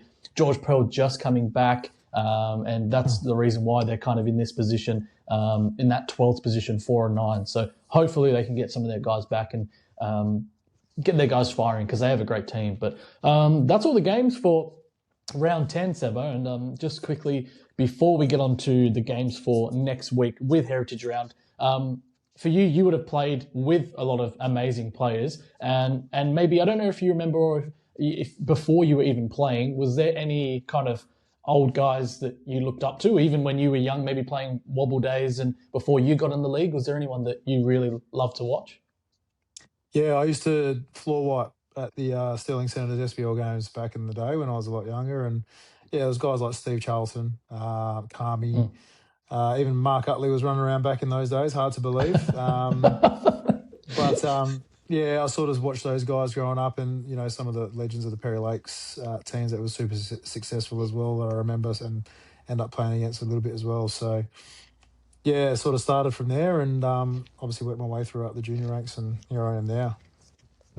And all through your career as well, you also had a chance to play or try out with the Philippines as well, their national side, with your heritage, I think, with your dad. How was that to at least go over there? And you went there with Matt Schmedik as well, who is a long-time great of the Wolves. And I think he finished his career early due to his being a police officer and stuff like that, if I'm correct. But just thinking about back then. But actually talk about, that chance to try out for a national team as well.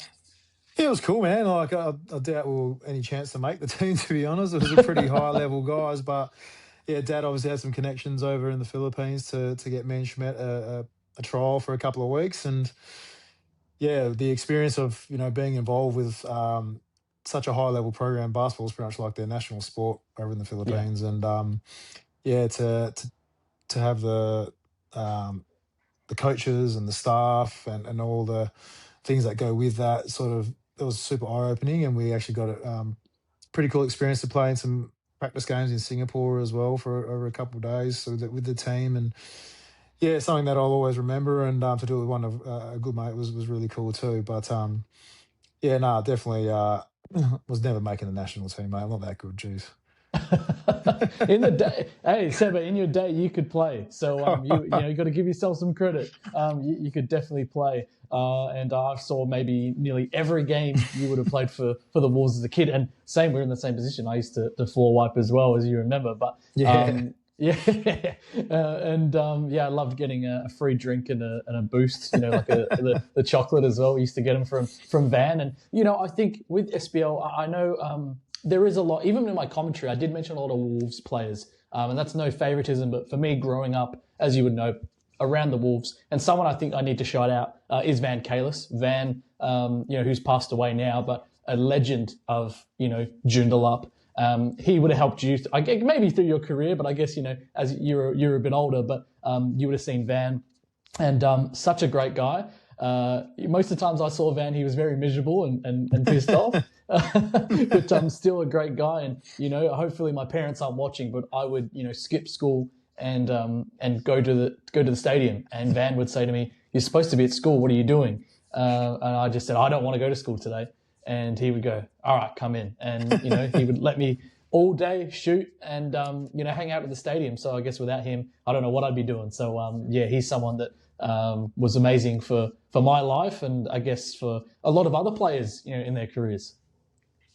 Yeah, just one of those sort of. I would be remiss to not mention his wife Mary as well, who was pretty much ran the whole that stadium for the time I was there, and everyone knew who they were, and they were super accommodating, and everyone loved them, and they would obviously just try everything they could to help anyone at the club out, and pretty cool, awesome gesture for their home court. Well, home court, no, to be in the Van Kalis court, and Van, like you said, Van was probably not the most happiest person at the best of times, but it was always around and was always willing to lend some advice, and just a good guy. So one of the legends of the game.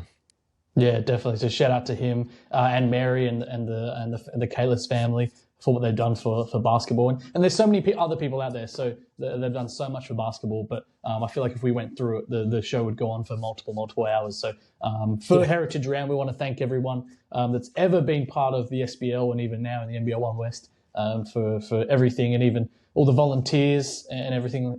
Back in the day, I don't know if the bench officials would be paid and things like that.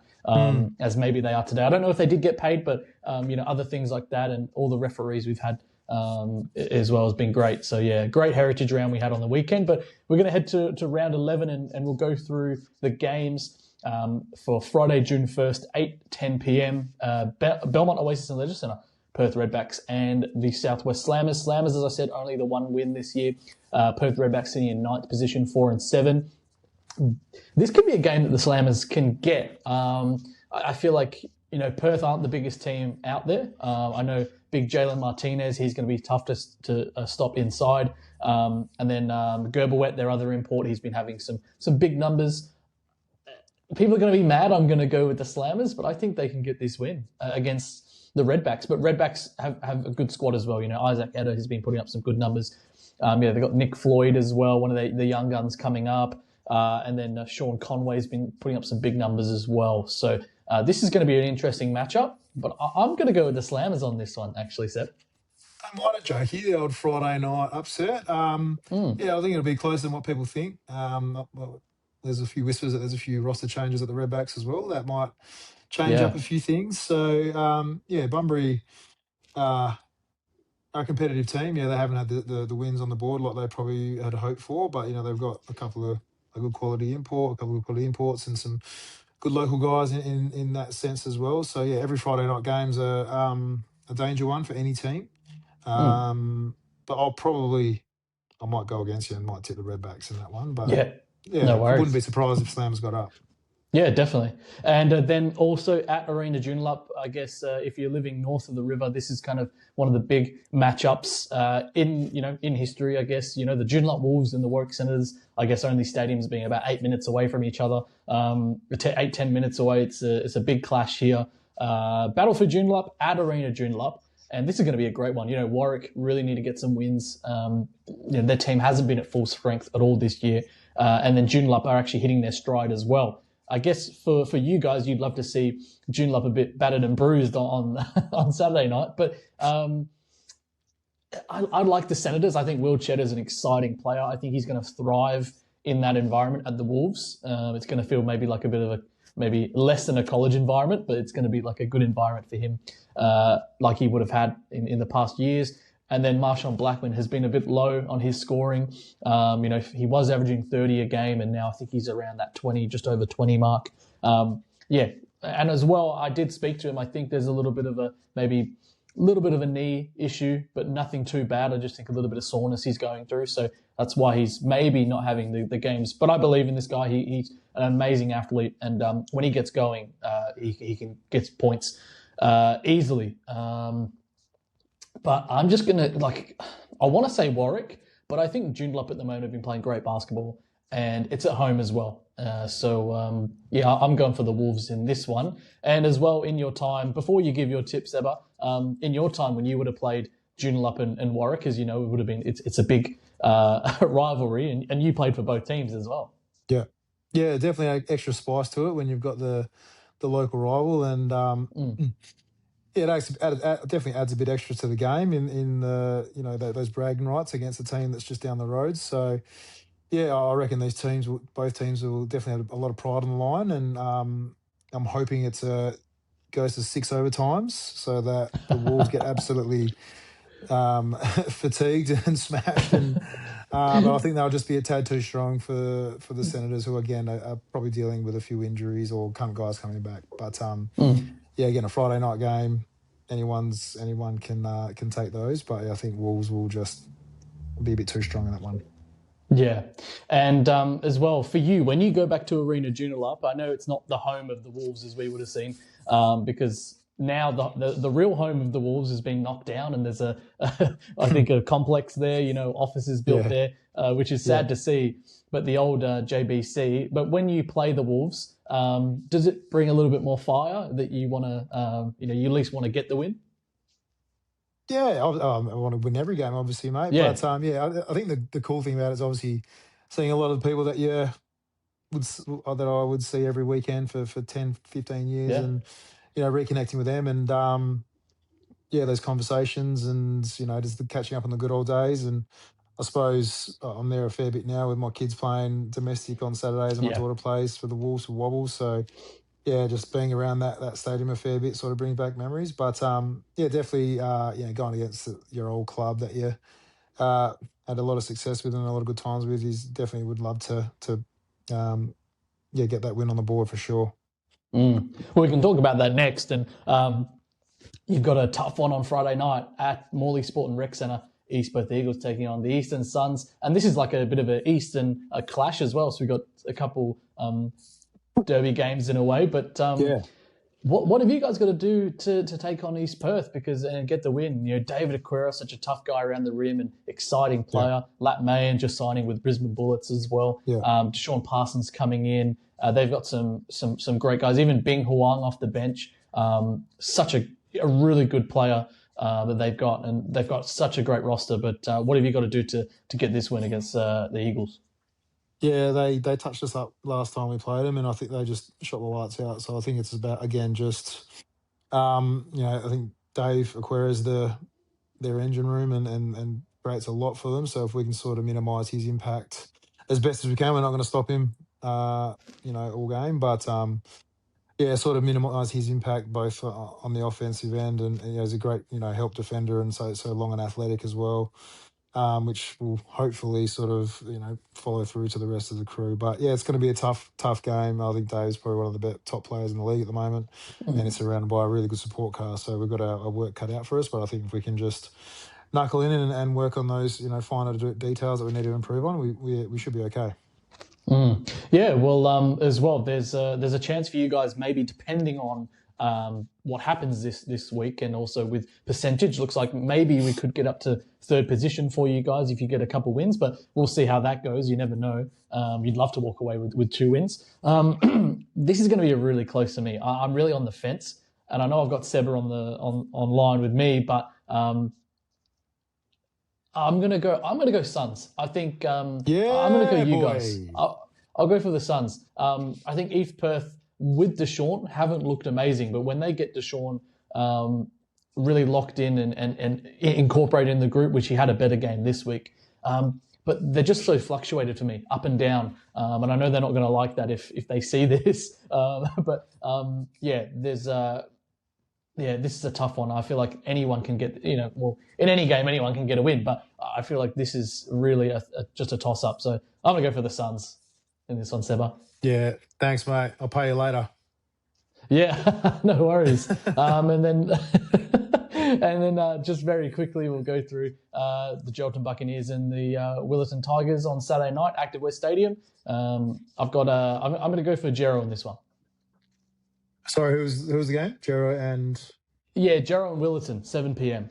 Good game, man. Gero. I think these are, again, two of the top, I think they're top 2 or top 3, both in the top 3. So I think Jerovic is out at the moment, which is a big loss for them, and a big body going against your Liams and your Matt Wunderbergs of the Bucks. But Gero at home probably take the cake in that one, I think. Yeah. Yeah. And then Mandurah at home against Lakeside. Lakeside, as I said, I think if they can help out Mike Imaragbe, they have a very good team. But the Mandurah Magic also, they're both on 4-9 record. Mandurah, as they went, with 6 straight losses to start off the season without their full team, they wouldn't be in that position if they did have, their main guys and their imports here early. But they've just got to really work hard to climb that ladder. So I think Mandurah will get this one, but Lakeside could also sneak a win also. But I'm going for Mandurah. Yeah, I think so. I didn't play against Mandurah when we played against them a couple of weeks ago, and from all reports, the imports they've got are guns, and they've got 4 guys that can score all 20 points in one game. So yeah, I think Mandurah not definitely, but I think Mandurah will get up that one. Yeah. And Southwest Slammers and the Perry Lakes Hawks. Yeah, and as we both said, there's some really quality guys on that Slammers team, but I think Perry Lakes, after their loss on the weekend from you guys, they're going to really push for this one. And it's at Eton as well, so a bit of a travel for the Hawks, but I think they'll be fine. And I'm still waiting to see when Isaiah Moses will be back in. I actually spoke to him on the weekend, but completely forgot to mention it to him. I've got the Hawks on this one. Yeah, they'll definitely want to bounce back after last week's loss. So talking to their guys, they still think they're a chance for finals, and I think they'll get one this weekend too. Yeah, and this is going to be a really good game as well at Evolution Mining Stadium. Goldfields Giants taking on the Coburn Cougars. I like the Giants. They lost Danny Pippen this year, but they've got Josh Duarch back. They've got some good pieces. Coburn, we know what Coburn could do, and also they're coming off a loss against Joondalup, so they're going to want this win. I'm going to go for Coburn, but I'd say it's always tough going up to the Goldfields and up to Kalgoorlie. It's going to be very cold. This time of the year is very, very cold at night in the Goldfields. So, but I think Coburn should be able to get that win, but I think it's going to be a tough competition anyway. Yeah, I think so. I think Coburn, too much firepower for that one, and definitely be celebrating at Gold Bar afterwards. Definitely. Maybe you might have had some great nights at Gold Bar. I've heard about this. I've heard about this place. I'm Yeah. not sure what they're talking about, but yeah. Yeah, just heard it's really, really good. It's a fun time. The Rockingham Flames taking on the East Perth Eagles. This is going to be a massive game. Well, Rocco don't have a doubleheader as well. I know East Perth as well. They've got to take on you guys and then also head up to Mike Barnett Sports Complex. Eagles are going to hate me this week. They're going to hate me this week, but I've got Rockingham in this one. Rarely have I gone against Rocco, and you can see why. And I think even when you guys played him, I think I went against you guys, but you guys proved us wrong. And Rocco, I've got them in this one. Yeah, I think so, and I think adding Ross back into their lineup, a bit of size and a bit of, in that 5 position will definitely shore up that spot. And again, the firepower they have will probably be a little bit too much for the Eagles, I think. So that's Mike Barnett Sports Complex, apologies, at 8 p.m. On Saturday. And then last game of the round, for round 11, the Eastern Suns taking on the Joondalup Wolves, and the Wolves having to come up the hill. And this is going to be an exciting one. You playing against the old club at the Wolves, very, very good competition. You guys are 8-3 record. The Wolves are 9-3, so 5th versus 3rd, so top 5 clash. It's going to be a huge game. I don't know who to pick. I just feel like the Wolves are really, really in form. You guys have had some good wins lately as well, and a great start to the season. But just so I'm not saying it because you're on the podcast this week, I'm going to go for the Wolves, unfortunately, Seba. But this is going to be a great Where's clash. the hang up button? I know who you've got, but I know who you've got, but they're a tough team, and you got to deal with CJ Turnage, Sharif Black. I guess is going to be the player you guys need to really shut down. Any other keys maybe for the win in this one? Yeah, I actually watched a bit of them on a couple of weeks ago against Willerton, and guys come off their bench like Ben Gill, Gabe. Bring some sort of firepower off their bench as well. So again, they're pretty deep, and obviously they're top players. I get all the not all the recognition, but the players of the weeks and all that kind of stuff. But they're pretty deep, and we've just got to minimise as best as we can their impact. And I think for us defensively is going to be the key for our game plan, and hopefully lock in on that and get the win. Well, Seba, that's all the games for round 11. Very, very big round 11 coming up this weekend. And everyone download the NBL1 app. You can check out all the games, videos, standings, all the news that you might have missed out on in the week. But Seba, we've got to end it here. You've got a busy night. You've got to head to training, and always appreciate your time. A legend of the game. I know you're a very humble man, but a legend. I grew up watching you, idolizing you, and it was amazing. You got to teach me at school, sadly. You're never there, mate. You're at the bloody stadium all the time. What are you talking about? Yeah, I forgot. Yeah, you were. Maybe would have been teaching at the time, but amazing player, amazing person, especially off the bench. And I watched you winning championships and having some amazing games. And one of my favourite players of all time SBL.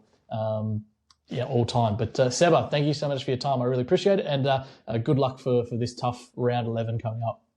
No, I love your work, man. Thanks for having me, and good luck for the rest of the season. Thank you very much. And so that's it for the show this week. Check out all of our sponsors, and also download the NBL1 app, like I said, and check us out on YouTube as well. You can check out all the shows there and all the reels and everything I post. Lots coming up as we head into round 12 next week. So don't go anywhere. We'll be back next week to talk more NBL1 West here on Fast Break.